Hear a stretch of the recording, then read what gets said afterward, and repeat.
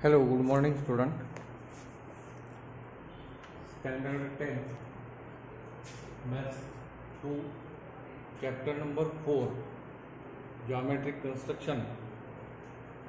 From this last unit or last event, that is example number 7 and 8 from problem set number 4. These examples are on page number 99. So this is the last period about this lesson. So the example number 7, we studied other examples from 1 to 6 last period, and the remaining two are only 7 and 8. Let us start example number 7. Triangle ABC similar triangle ABC similar triangle LBN. ABC similar triangle LBN. In triangle ABC,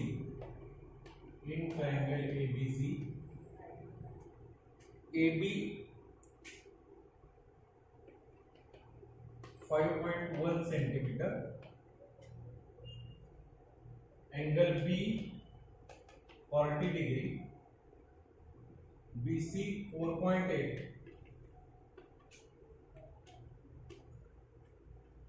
AC by ln, it is 4 by 7, and then construct triangle ABC and triangle LBN. So this is question given. So discuss about question given. So names of triangles ABC, LBN. So vertex B is common for these two triangles. अगोदर आपण या आकृतीबद्दलची चर्चा करूयात. आकृतीत काय माहिती दिली त्याचा विचार अगोदर करूयात आणि मग आपल्याला आकृती काढायची आहे. तर त्रिकोणांची नावं अगोदर पाहिल्याबरोबर आपल्या लक्षात येतं की बी हा शिरोबिंदू दोघांमध्ये सामायिक आहे. ही पहिली बाब. प्रश्नाचा अगोदर चर्चा करून त्यातली माहिती घेतली पाहिजे. आता त्रिकोण एबीसी काढण्यामध्ये काय अडचण नाही. एबी दिलाय, बी कोण दिलाय, बीसी बाजू दिली. हा त्रिकोण आपण एका मिनिटात काढू शकतो. मात्र हा दुसरा त्रिकोण काढण्यासाठी आपल्याला हा संबंध दिलेला आहे, या दोघातला रेशो. मग यातनं काय लक्षात येतं बघा, एसी ही बाजू या त्रिकोणाची आहे आणि एलएन ही बाजू या त्रिकोणाची आहे. जर दोन त्रिकोण समरूप असतील तर नक्कीच त्यांच्या सर्व बाजू प्रमाणात असतात आणि म्हणून जर AC छेद LN दिलं, AC भागिले LN, तर BC भागिले BN ते सुद्धा 4/7 असेल आणि AB भागिले LB हे सुद्धा 4/7च असेल. म्हणजे उरलेल्या बाजूंची गुणोत्तर सुद्धा अशीच असतील. हा एक यातला महत्वाचा भाग. दुसरा भाग म्हणजे जर आपण याचं ऑब्झर्वेशन केलं तर AC 4 असताना LN 7 असतो. म्हणजेच या दोघात जर बाजू प्रमाणात असतील तर यातला मोठा कोणता आणि लहान कोणता हे आपल्याला यातनं लक्षात येतं. AC ची किंमत 4 असताना LN ची किंमत 7 असते. याचा अर्थ हा AC बाजू असणारा त्रिकोण हा लहान आहे आणि हा LN बाजू असणारा त्रिकोण मोठा आहे. मग या माहितीवरून आपल्या असं लक्षात येईल, जर त्रिकोण एक मी काढला, पहिला त्रिकोण ABC आणि मग दुसरा B, शिरोबिंदू तोच आहे, LN, या प्रकारची स्थिती असेल. LN हा जेव्हा AC 4 असेल तेव्हा LN 7 असेल. या पद्धतीने ही अगोदर गणिताची चर्चात्मक बाजू बघितली पाहिजे. तर अशा प्रकारची आकृती तयार होणार आहे. आकृती काढताना नावांचा विचार करा, इथे शिरोबिंदू कॉमन आहे, एक शिरोबिंदू कॉमन आहे ही बाब लक्षात येते। आणि मग उरलेल्या बाजू प्रमाणात काढण्यासाठी आपल्या ज्या रचना आहेत त्या रचना आपण वापरणार आहोत। आणि म्हणून सुरुवातीला आपण रफ डायग्राम मध्ये जाऊया। Triangle ABC, AB 5.1, angle B 40, so AB angle B 40 and BC 4.8, so 40 and 4.8,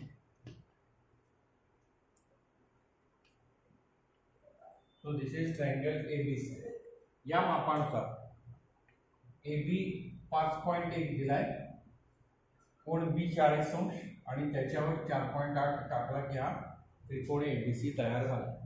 आणि आता मग आपल्याला हा पुढचा त्रिकोण काढण्यासाठी बी म्हणजे L L,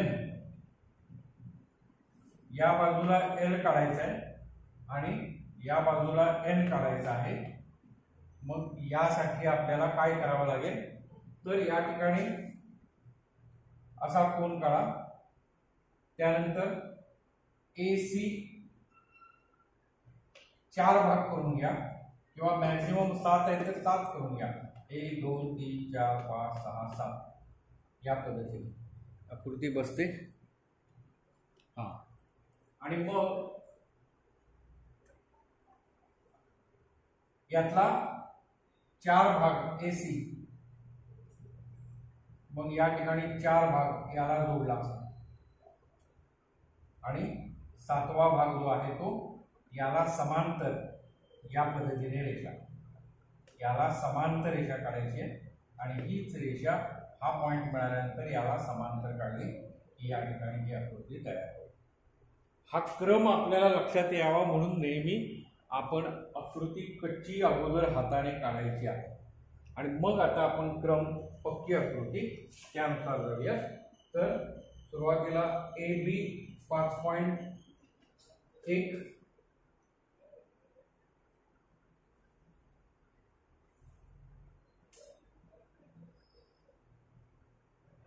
KB 5.1,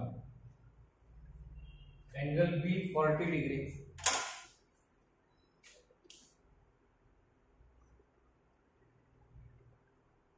angle B 40 degree,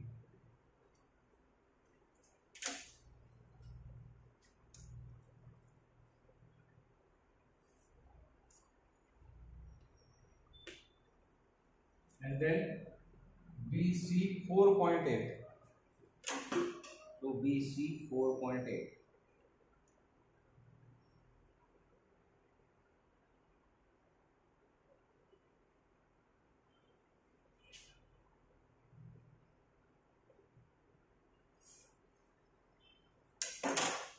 so it is point C,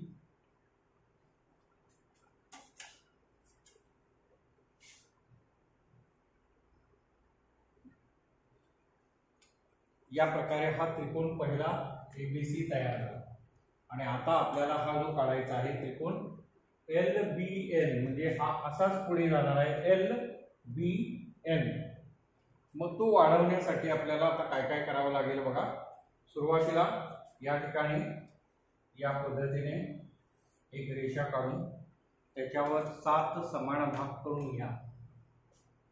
maximum यातला या दोघांतला जो मोठा अंक आहे तेवढा भाग करायचा, 7 भाग करायचे। 1 2 3 4 5 6 7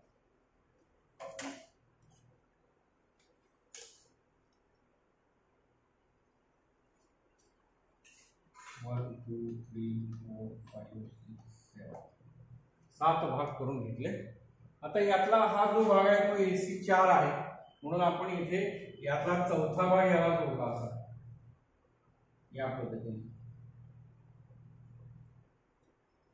आता तुम्ही म्हणाल इथे AC 4 दिलाय, मग हा AB 4 कसा घेताय? तर दोन त्रिकोण जेव्हा समरूप असतात, बघा त्रिकोण ABC एक त्रिकोण ABC, त्रिकोण LBN, both are similar and therefore their corresponding sides are in proportion. AB by LB is equal to BC by BN is equal to AC by LN, आणि AC by LN इथे 4/7.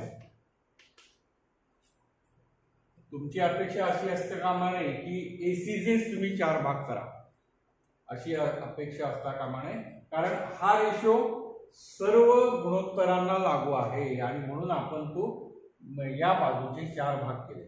आणि आता पुढे काय करावं लागेल तर आपल्याला हा असाच पुढे वाढवला आपण या पद्धतीने, आणि या 7 मधून याला समांतर रेषा काढायची आहे. समांतर रेषा काढण्याच्या पद्धती आपल्याला माहिती आहे कशा आहेत. जर मला ही बाजू इकडे समांतर न्यायची आहे, बघा या पद्धतीचा घुमळ लावला आणि या बाजूने आम्ही असा फिरते केला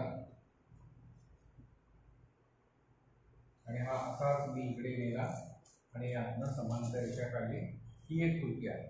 किंवा दुसरी कृती कंपासच्या सहाय्याने, ही सुद्धा सोपी आहे.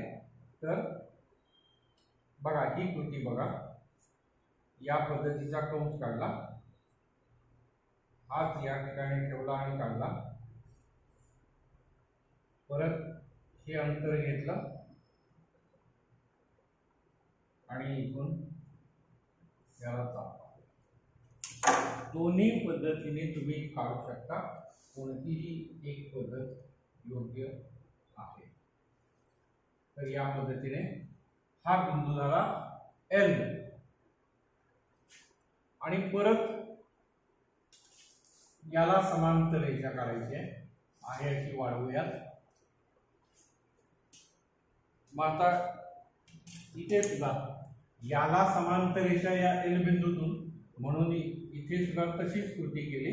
कंपास मध्ये साधारण अंतर घेतलं, कंपास मधलं हे साधारण अंतर घेऊन या ठिकाणी असा कंस काढला आणि मग हे अंतर घेतलं या 2 बिंदूतलं, ते या ठिकाणी टाकलं आणि मग त्यातनं जाणारी रेषा टाकली. ही रेषा याला समान आणि मग हा बिंदू झाला N. यालाही समांतर, यालाही समांतर, आणि आपल्याला पाहिजे असणारा NBL और LBN हा तो ट्रायंगल झाला. तर या पद्धतीने ही रचना आहे. सोपी आहे, परीक्षेमध्ये विचारली जाते, त्या दृष्टीने त्याची तयारी करा, प्रॅक्टिस करा, येऊ शकेल. सोपी आहे कृती. आणि मग शेवटचं एकच उदाहरण आहे, त्याबद्दल एक चर्चा करूया. म्हणजे आज हा आपला पाठ संपतोय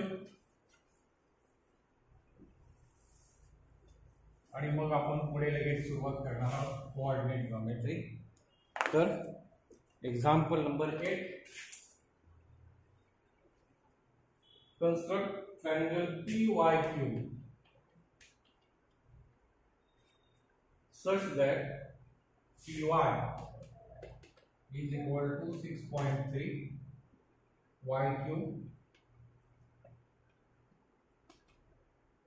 7.2, PQ 5.8 if YZ YQ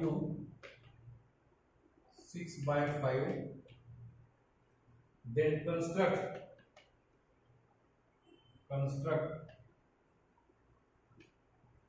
triangle XYZ similar to triangle PYQ. PYQ ला सिमिलर असणारा ट्रायंगल XYZ काढा. इथे सुद्धा ही बाब महत्वाची आहे. 6:5 रेशो दिला. आता या मापानुसार आपण त्रिकोण एका मिनिटात काढू शकतो. बघा बरं, त्रिकोण PYQ यामध्ये तिन्ही बाजू दिलेल्या आहेत. कोणतीही बाजू पाया म्हणून तुम्ही वापरू शकता आणि त्याप्रमाणे आकृती काढू शकता. आणि हा प्रमाण दिलेला आहे, त्यामुळे ही काय अडचण नाही. कच्ची आकृती जर काढायला गेलो तर समजा मी हा पी वाय क्यू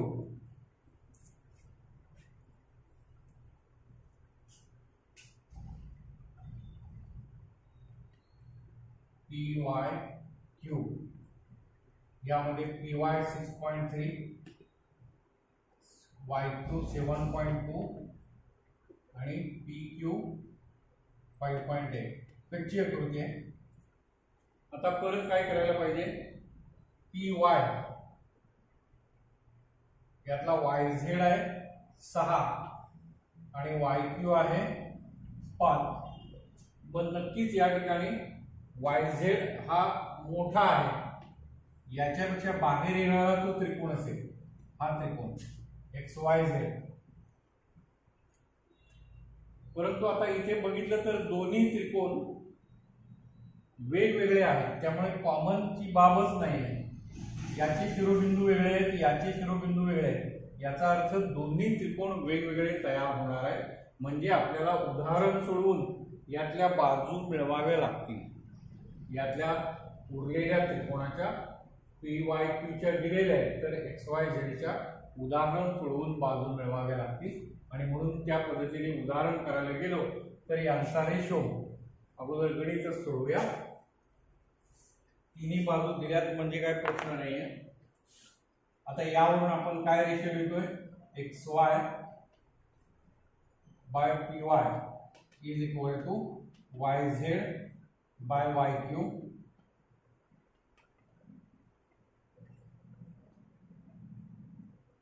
दोघांचे शिरोबिंदू कॉमन आहे, Y is common. So construct a triangle of given major P Y Y दोन्ही मध्ये आहे, त्यामुळे वाय हा पॉइंट कॉमन येणारच आहे त्यामध्ये. So construct triangle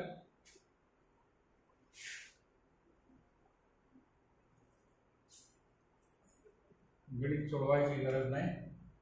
P Y 6.3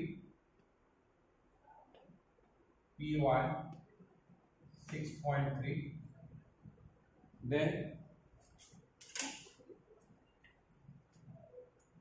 YQ 7.3 7.2 6.3 7.2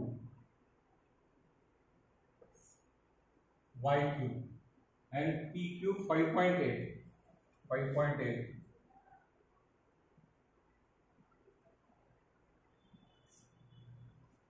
तुम्ही मोजून घ्या, तुम्ही प्रमाण मोजून घ्या. मी ही तुम्हाला फक्त पद्धत दाखवतोय. दिस इज 5.8 and this is 7.2. तुम्ही प्रत्यक्ष मोजून घ्यायचे आणि ती रचना दाखवतोय. and then ratio YZ 6 YQ 5.